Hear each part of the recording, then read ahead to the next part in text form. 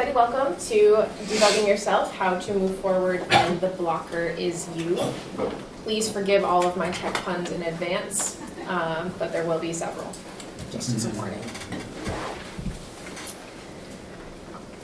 So this talk is very personal and dear to my heart. I've been working on it for some time.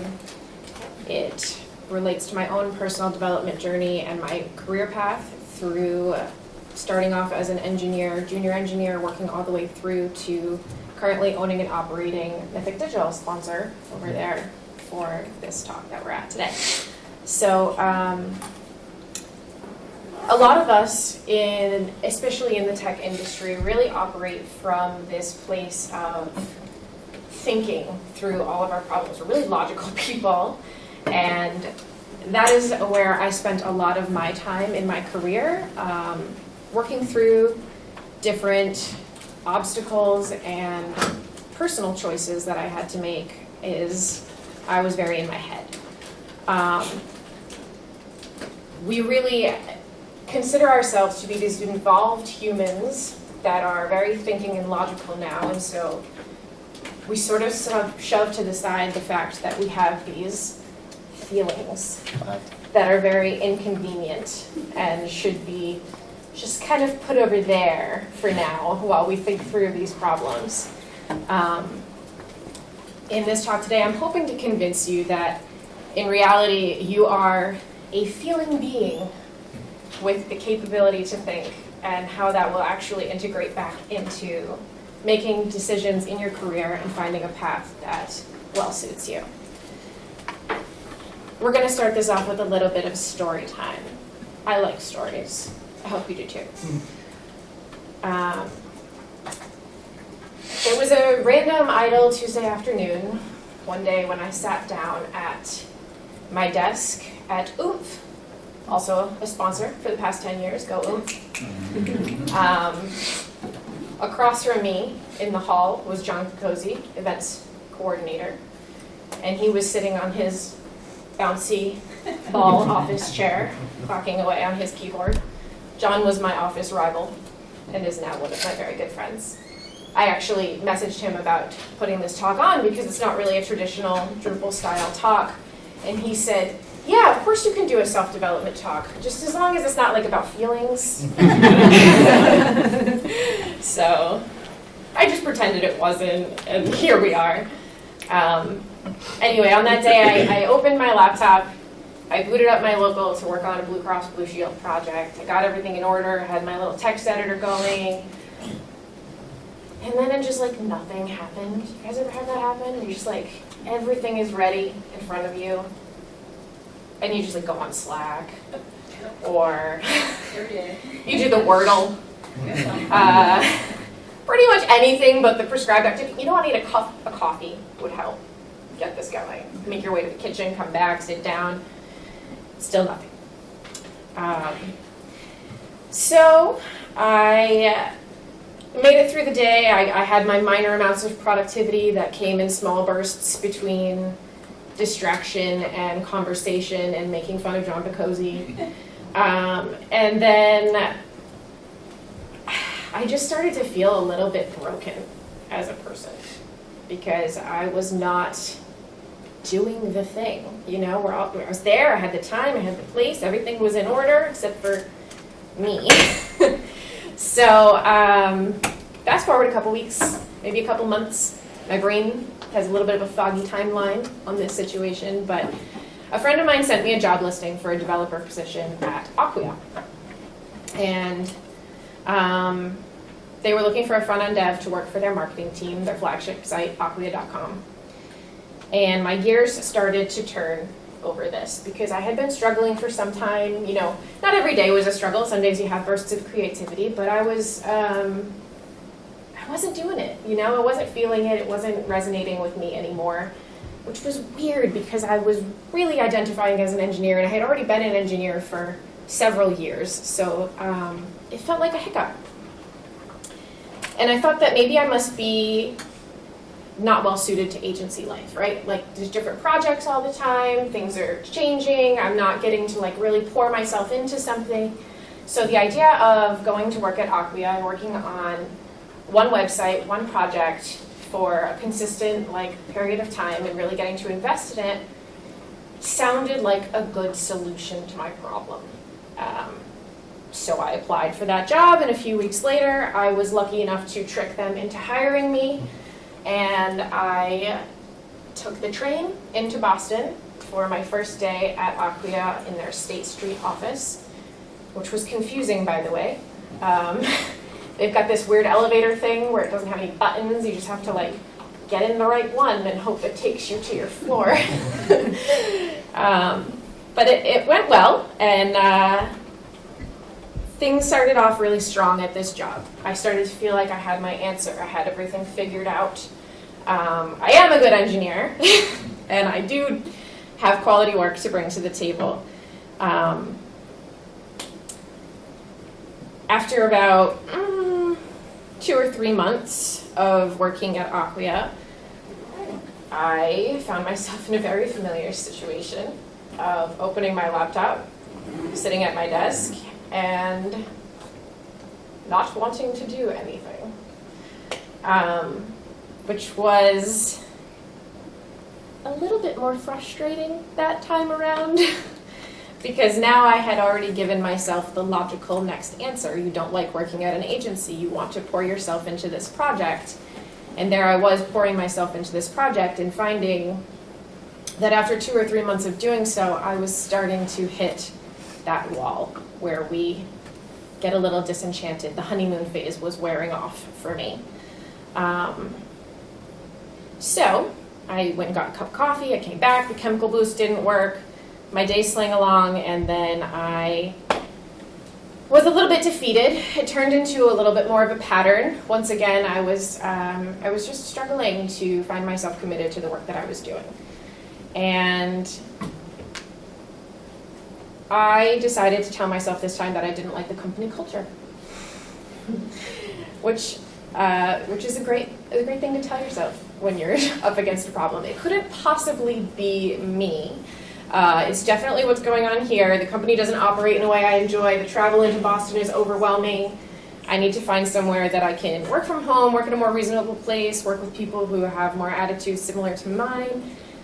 The human brain is really, really excellent at coming up with good reasons for something not to be working that have nothing to do with you as a person. So in support of this brilliant theory, I began to surf job listings and look for my next adventure. After a month or 2 of browsing, I found and took a job at a place called General Assembly. Anybody ever heard of it? It's a code boot camp place. Yeah. Here's where I really started to see a problem. I didn't even get a honeymoon phase there. I started working at General Assembly, and I immediately didn't want to do anything, which was well supported by the culture that I was looking for. It was incredibly lax there. They were so relaxed. There was no one checking in on me. It was a fully remote position.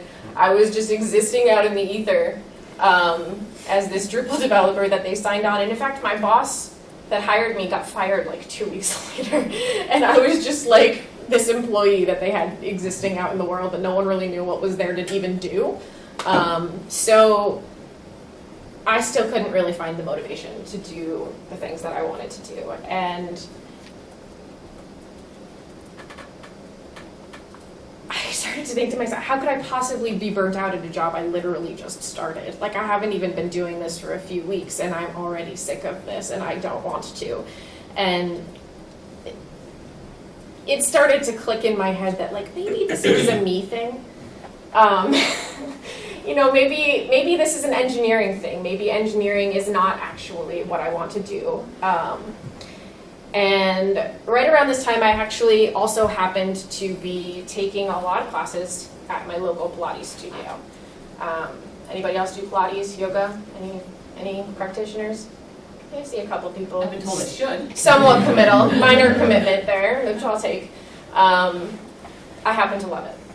And I loved it so much, and it was so different from engineering that I thought to myself, I'm not supposed to be an engineer. I'm supposed to teach Pilates. So I I ended up getting laid off from General Assembly the fall after I got hired.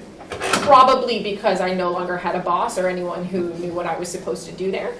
But also possibly because I wasn't really that into the job anyway, and I think at a certain point those things combined. I started to freelance and contract for my old friends at Acquia, who I never seemed to escape. They really liked me over there, thankfully for that. And then I started to pursue my certification in Pilates, and I got it, by the way. It was a lot longer of a commitment than I thought. You know, I thought in my head, like, yoga, Pilates, like, you go, you teach this 20-minute class, you help people move, it's like, so fun. There's a lot involved in that. Like, a lot involved in that. But anyway, I still did it, and I'm continuing through all of the struggles of trying to be an engineer. I'm working contract work now, so I have, at the very least, the motivation of, if I don't put in hours, I don't get paid for those hours, which can be really helpful if you're struggling to get your job done, to have a monetary gain. But I got my certification, and I started to work part-time as well at the studio that I was originally learning Pilates at. And I will say that teaching there brought a whole new set of challenges and interactions that were honestly really inspiring, really fulfilling. You watch people get stronger. That's so fun. You get to see people who are committed to coming to your class because you teach in a special way that inspires them to move their body, and that is a really rewarding experience. However, despite that amazing experience, I still eventually found myself dreading class programming, which is what they call mapping out exercises for a class, and I personally found it very satisfying that both of my jobs were programming. But yeah, I started to dread it, and suddenly I was fighting the urge to find people to cover my classes. I was freelancing, I was teaching, and I was honestly struggling from both of those angles. And at that point, you know, I had done several iterations of engineering to try and figure out where my special home was. I had now tried a second career path. It was really getting unbelievably difficult to feel like the problem was not me. And I'll be honest with you, I felt like at this time in my life, I felt very broken. I felt like there was something in me that just didn't want to contribute and be productive, and I couldn't stay committed to something. I had a lack of like concentration and commitment to something. You know, I could struggle, I could do it for a couple of months, I could get excited about something and pour myself into it, but after a certain amount of time I got bored, and that was it. You know, does anybody relate to that? Does anybody else? Yeah, it's tough. It's hard. So I'm continuing to struggle, and this one night I'm scrolling through my Instagram feed, because as a Pilates instructor, you find that you have to go like look at all these other Pilates instructors and see what they're teaching to figure out what you're going to put in your class the next week. And I came across this woman who was teaching a course for how to program your classes more easily, how to program them off the top of your head, and just be able to teach a class based off of a concept you happen to think of that morning, which for me sounded like a dream come true, because I was spending literally almost as much time as I would teach the class, planning the class ahead of time. Especially in the population I taught, I had some older people, they had knee problems, hip problems, you know, all of these things you have to take into account when you teach a fitness class. I know you guys are all dying to hear about that. But it was hard, and so this woman had the answer, in my mind, she had the answer to my problem. She was going to make it so that I could just show up and teach, and that was going to be amazing. So I immediately signed up for her class. I did not even read the class description. I just saw her advertisement for what it was, and I said, yes, that's what I need. And I hit sign up. And then I received an email in my inbox a few days later letting me know that the first group call session was in a couple of days. And I was like, oh, this has group calls, that's good to know. And so I showed up and I logged in to that first call. And this 12-week course was just a little bit more than I had bargained for. I probably, in hindsight, should have read the description of what I was signing up for, because despite the fact that it did have that technological, quick class programming aspect of it, it had a lot more stuff in there. And it was 12 weeks long, and you were committed with this group of other instructors to this this process. And I logged in fully ready for her to start showing us some ways to break down Pilates concepts into like tangible bite-sized pieces of information that one can store in their head at all times. And the first thing we did when we logged on was a group meditation and a breathing exercise. And then we all reflected on the meditations and shared our experiences. And I was not prepared for that at all. I was really surprised to see something that for me felt like a very soft and almost fluffy kind of practice that I personally didn't put a lot of stock in at the time as the front and center part of this experience. And I was like a deer in headlights. I felt like an imposter in the room. Like all of these people were talking about their experiences with meditation in the past, all of these things that they had tried, the different breathing programs that they worked through, and I was just sitting there like, oh. Our family doesn't really do touchy-feely stuff. My sister's right there, she can attest to that. We're really more of a gruff family that's a little hard-sided, and we don't talk about our feelings very much. We don't do meditations. And my father, if I'd been in that room, would have told me to log off immediately because there's going to be nothing of value here for you.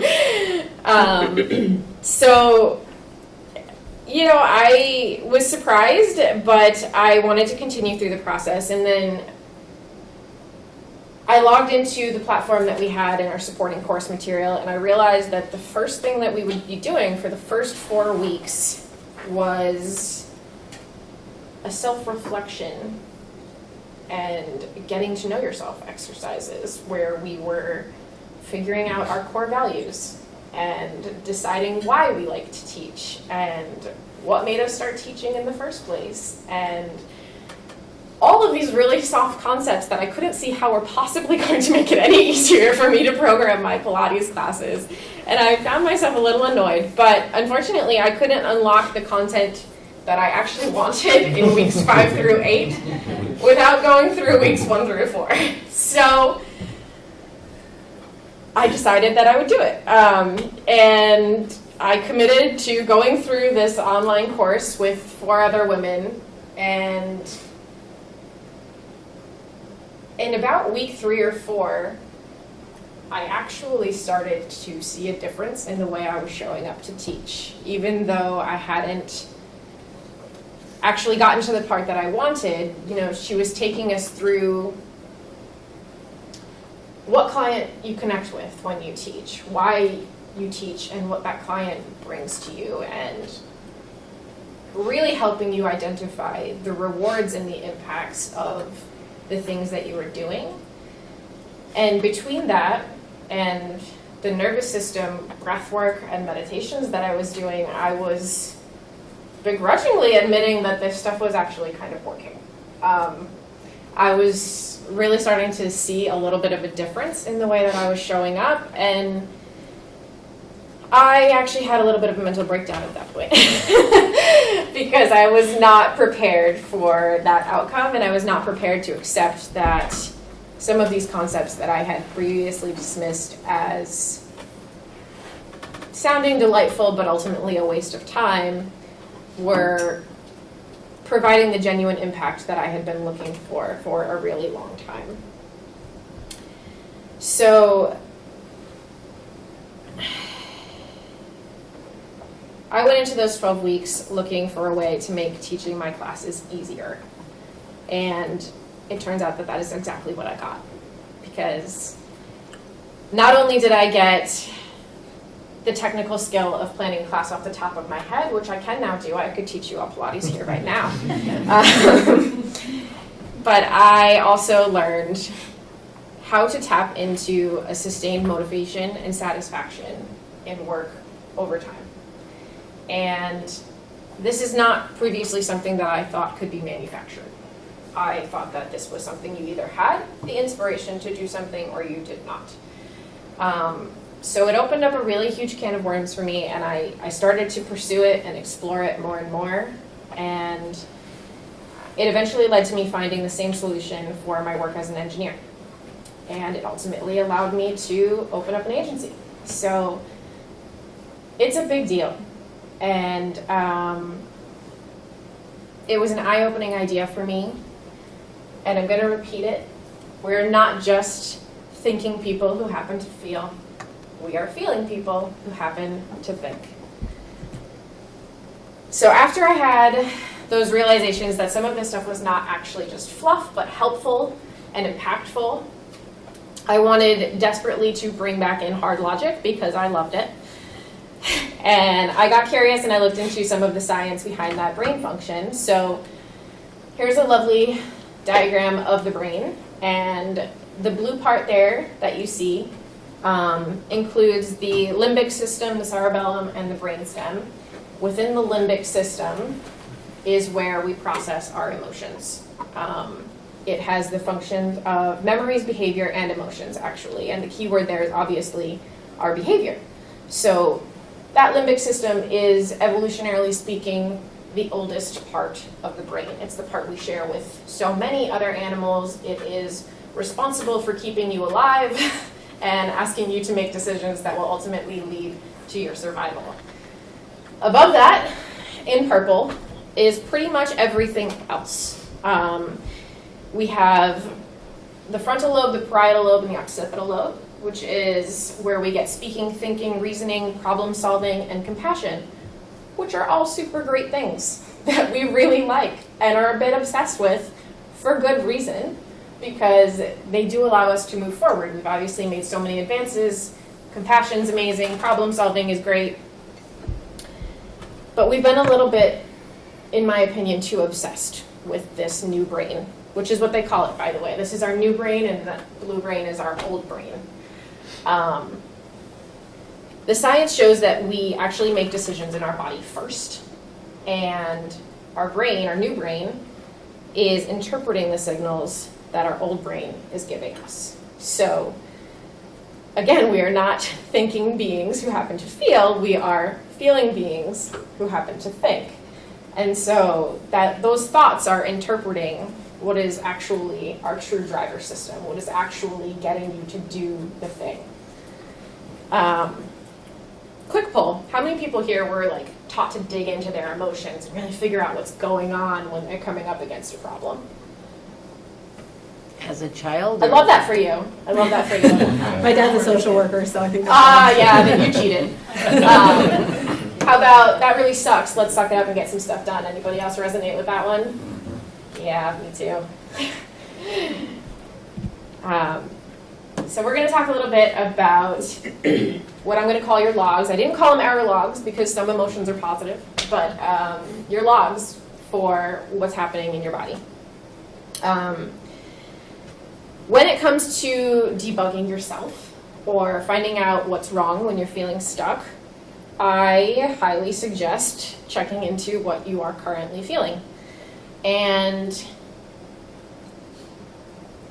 I'd like to just take a moment and say, like, how do you know when you're feeling a hard emotion? And this is a question I'm asking genuinely. What happens to you when you're feeling a hard emotion? You stop breathing. Stop breathing. What else? Tense. It's tense. Physically, your muscles. Yeah? You get tensed up. Anybody else? Sweat? I cry. You might cry. Sometimes your digestive system goes zonkers. That's true. Got problems?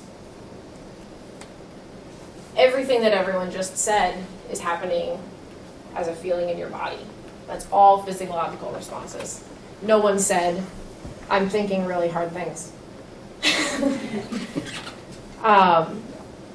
The reason that we call emotions feelings is because they start in the body first. That is the first place that you know something is going wrong. Imagine for a moment that you are driving down the road and a deer jumps out in front of your car and you have to stop at the very last second. Nobody gets hurt. Deer's okay. What's happening in your body then? Adrenaline. Anything else? Fear. Fear. Hand shaking.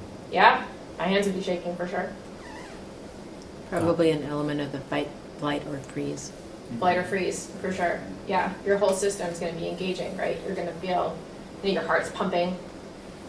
Nothing happened to you, but like your body was ready for that to happen. I want you to imagine now maybe something slightly different. You're in a post-mortem for a web project that was just completed. You are new at this company and you were the main front-end developer on the project. You see that someone has listed in the fix or needs work column that the front-end theme is really fragile, messy, and super hard to work with. What might you be feeling in that moment? Same as with the deer. Same as with the deer. Because unfortunately, we don't have a lot of survival problems anymore. So our fight and flight comes in at a different time. It's not when we're going into war. It's when something is somewhat threatening our skills as an engineer or our welfare in a position. When we can realize that we are in these really hard emotions, it gives us the opportunity to start something that is affectionately known by many as the rumble. Identifying that you are in a hard emotion gives you the opportunity to take a moment, address why and where you are, and move forward with an actual plan of action thoughtfully and instead of reacting instantly in a moment with your fight or flight response. It can make a really big difference in the way we move forward. And this is how some of that is done. So if you aren't used to identifying your feelings, it can actually be really difficult to start doing. A lot of us have been just kind of told, shove them to the side, move forward, you'll be fine. But here's a few ways that you can start. Working with a journal, working with guided meditations that you all know I love, or even just soundboarding with a mentor, colleague, friend can be really helpful in beginning with this if it's new to you. And if you're anything like me, I can already hear you saying, yeah, I won't be doing any of that. I get you and I hear you, but I would like you to hear me out. Journaling, I think, could be considered the emotional equivalent of the programming rubber duck method. Everyone's familiar with the rubber duck method. Writing out your feelings on paper can sound like the absolute last thing you want to do, especially in a messy, complicated emotional scenario. There's something about doing that can make it feel like very permanent and real and exposed, right? I encourage you to do it anyway. Rip it up if you have to, burn it, like whatever you need to do with that paper afterwards, go ahead. But writing things down provides an element of clarity to a brain that can otherwise spin in circles around thoughts and ideas. And by the way, if what you write down doesn't sound roughly like a 5-year-old having a tantrum, you did not do it right.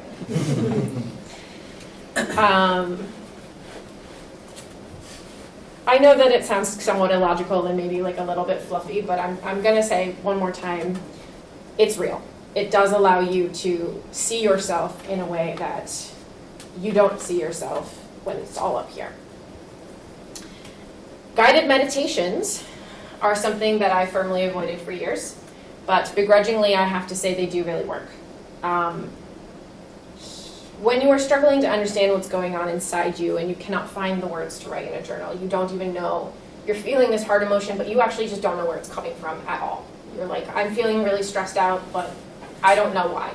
Everything seems more or less okay. I highly encourage you at that point to try a guided meditation. And part of the reason that those are so effective is they often involve breathing, just sitting and breathing. And what happens when you sit and breathe and you go through some of those breathing exercises is you tune your nervous system. How many people are familiar with the idea of helping out their nervous system? Show of hands. Yeah, I'm getting some 50-50. So your nervous system is the part of your body that's responsible for letting you know if you're safe or you're not safe. It's the part of your body that says, okay, we really need to turn on every system because you almost hit that deer, or it's the other part of your system that says, you can totally relax, everything is okay, you are in a safe space, you are free to think about and do whatever you want.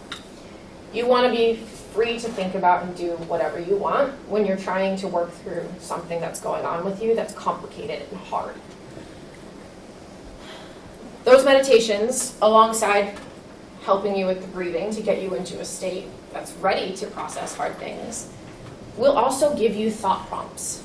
And they will help you think about things that you might not have decided to think about on your own, which will allow you to maybe figure out what's underneath something that's happening with you. Even with an example of when I was sitting at my computer and I couldn't bring myself to work. I didn't know what was wrong, but if I had tried a guided meditation, I think I could have found out. Or at least I might have had a clue, a thread to pull on for where to start. I would love to explain to you more about the ins and outs of those methods. I would love to give you examples. We don't have that kind of time here, so I'm not going to do that, but I will have something at the end of these slides. If you want more resources, if you want more suggestions, I'll have a place that you can go. I have another quick survey for everyone. How many emotions do you think the average adult can identify experiencing? 4. Close. Anyone else? 5. Getting colder. 3. You did it! 3 emotions. Depending on who you talk to, we recognize that there are between 30 and 50 emotions. So our vocabulary for understanding what is going on with ourselves is not great. Most of us can identify happy, sad, pissed off.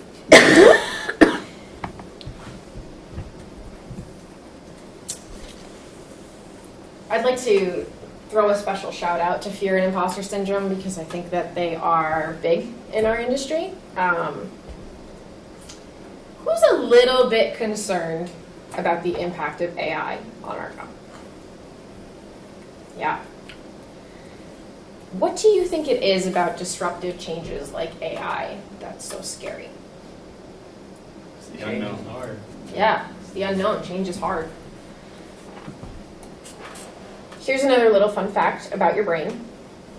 They are wired for stories. Not only do they receive stories super well, which is why I took the time to tell you a lovely one at the beginning of this talk, but they also really love to make them up. When your brain has only 5 pieces of a 20-piece puzzle, it will do this really amazing thing where it just makes up the rest or borrows it from other puzzles that it has in its brain. And when it does that and it decides that a story works, the puzzle is put together, it will do this other really great thing where it will just give you that little dose of dopamine, like, yep, you got it, you figured it all out, good for you, that's what we're gonna run with.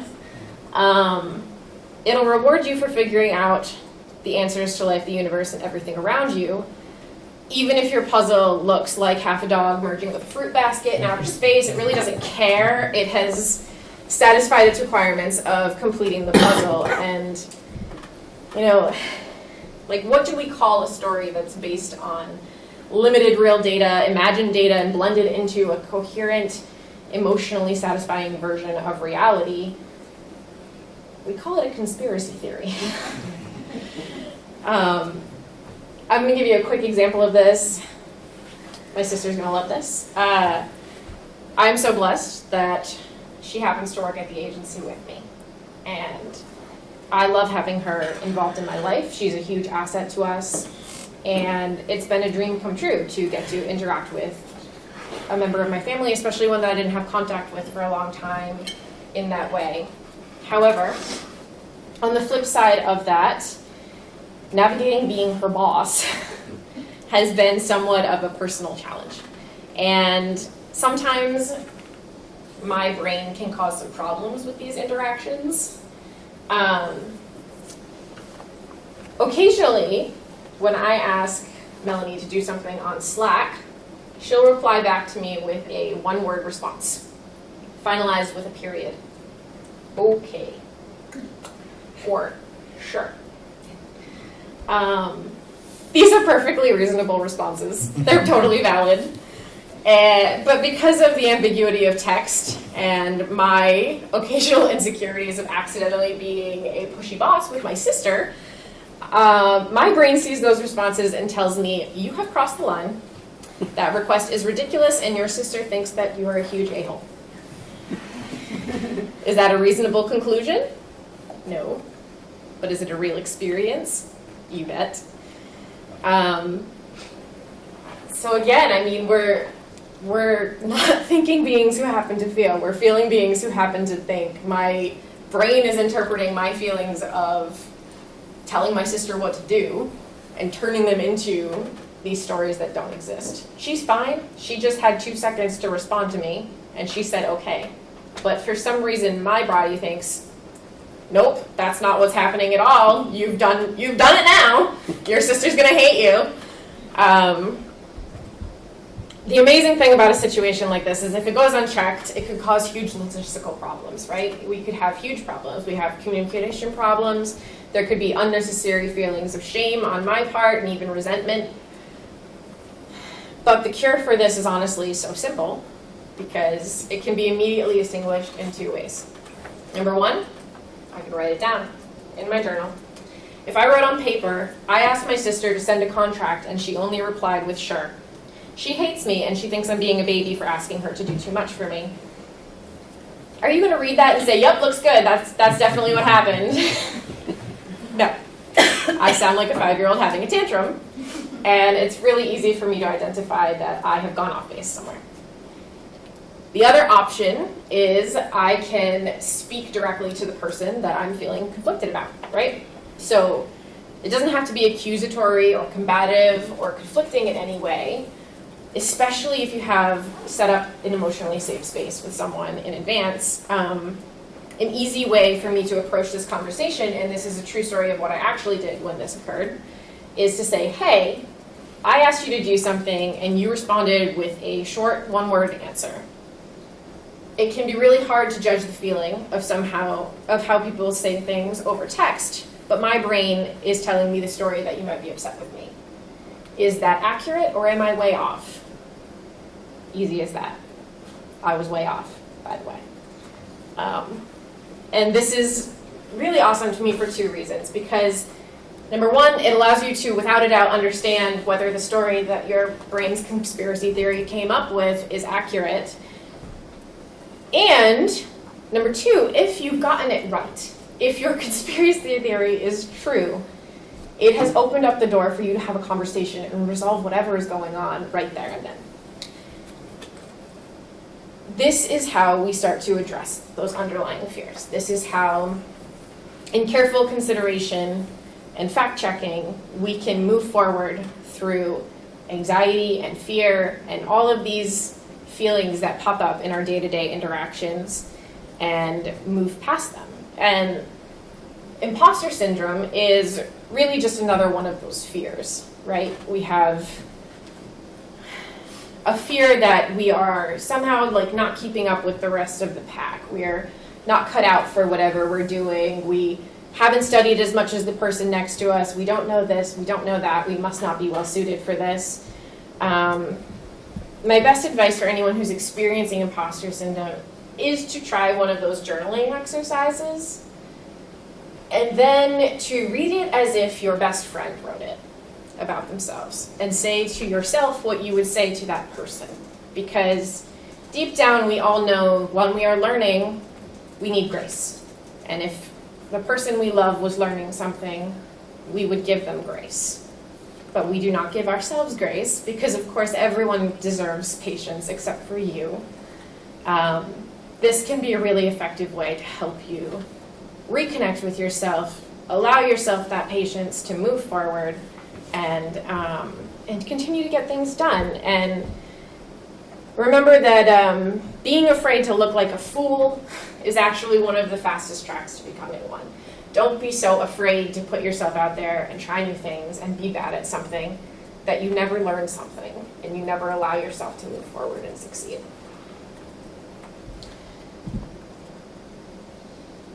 We're going to do a note on anxiety because I think anxiety is another one of those feelings that's really, I mean, if you're not feeling anxiety at some point in your life right now, I'd love to talk to you after we talk. To clarify, we're going to talk about day-to-day anxiety, not diagnosed anxiety. I do not have any magic pills for that. But there are two important things that I think we should all understand about day-to-day anxiety. Number one, anxiety is one of the most contagious emotions that we experience. For that reason, it's actually rarely a function of individuals and mostly a function of groups.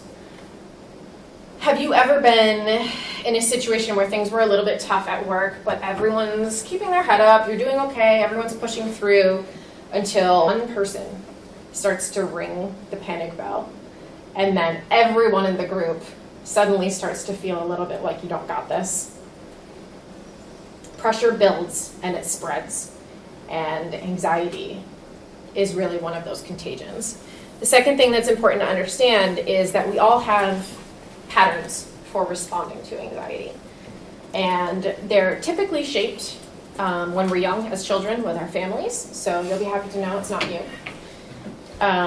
We usually fall into one of two categories. Some people are special and they get both, but there is overfunctioning and underfunctioning as a result of experiencing anxiety. So overfunctioners tend to jump into external action, right? They micromanage, they write lists, they start throwing tasks and possible solutions at the wall.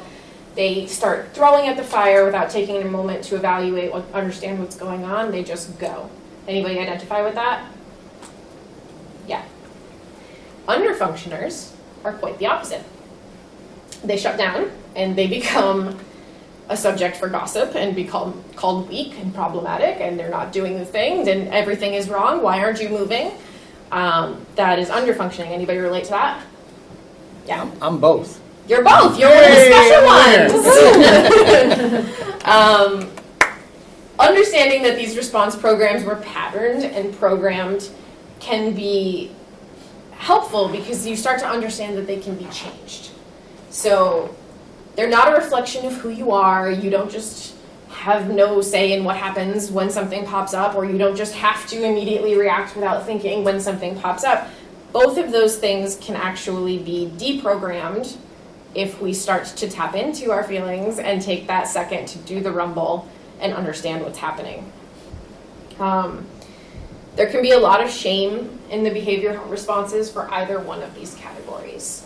So it's really important to understand that they can be broken down, and there's the opportunity for you to come at these emotions and these feelings in a different way. Overfunctioners can feel ashamed for not thinking before they act, and sometimes they take the wrong steps, or they'll do 6 things that never needed to be done in the first place. They can be micromanaging. Other people can start to feel pressure from them. That's one of those ways that anxiety starts to spread, right? Like your boss is freaking out and they're giving you 6 things to do and they're making sure you did it by Tuesday, and you start to feel that same pressure, and that can spread outward. Underfunctioners, I think it's obvious, they start to feel like they can't do anything. They feel lazy, they feel unworthy, they feel like they're going to get fired. There's a lot that can happen there, and it may be counterintuitive, but I think in some regards, underfunctioning can actually be preferable to overfunctioning, because at least in that scenario, someone can see something is wrong with you. Overfunctioners, it's really easy to look at them and say, no, they've got it all figured out. They're going, they're good, they have it. But an underfunctioner, you see someone who's not working, and they usually get help a lot sooner than someone who overfunctions can. But yeah, I mean, with either of these responses, it's again taking a moment to think about what response is typical for you, understanding that about yourself, and when you start to see that happening, you can do that rumble. You can get curious, stop, see what's making you anxious, give yourself time to breathe, give yourself time to take a look at what fear you have that's fueling that anxiety and fact check it, write it down. Is it real? What happens if it goes right? What happens if there's not 6 things that are going wrong? There's also 7 things that are going right. You know, you can take a moment, sit back and understand what's happening, and you really can change the way you respond. And even if the thing that you're anxious about is very real, because let's be honest, sometimes it is, you can still make a big impact on moving forward through that thing by taking the time to create safety within yourself, finding your confidence, and addressing it with a clear head.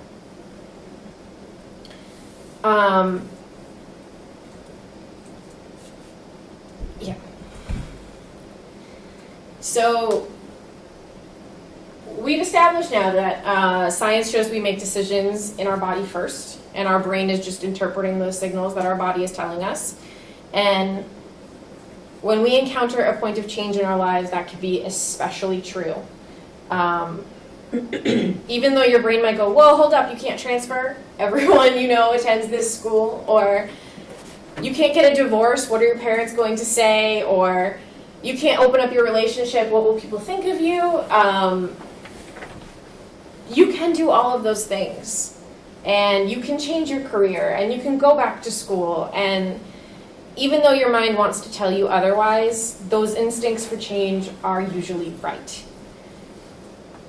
I don't think we need to talk about trusting our instincts, because that can come, in my opinion, out as a really fuzzy piece of advice. But I want to circle back to that fear that we were talking about. The fear of listening to what your instincts are telling you is true, because that's going to require that you have courage.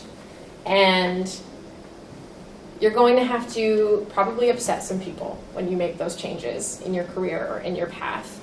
And they require effort and tenacity. And you'll want to let go, but you have to hold on. You'll need to learn something new, and you'll need to step out of your comfort zone. And all of those things happen best when you can understand what's happening in your body. Read it, look at it, pull your logic back in, because we're not saying goodbye to that. And step on your own and do the thing that you are ready to step into next.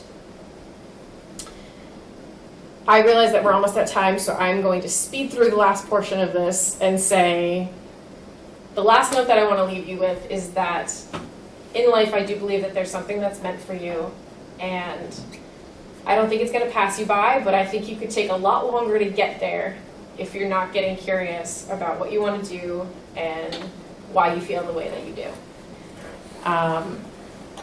You can waste it by saying, but this, but that. You know, there's lots of reasonings that your brain will take you through to avoid making jumps into change that can feel scary, and to be the fullest form of a human that you can be, because I think that's really important and this world needs you. These processes will not do you wrong. Thank you.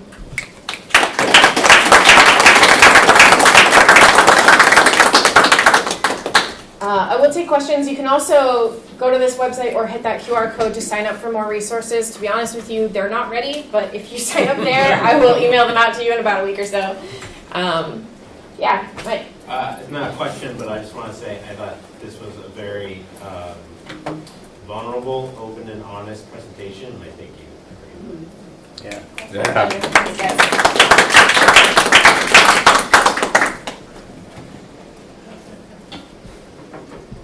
We should all go make fun of John Cozy. We should all make fun of Tom Cozy. I agree. That's always a good decision.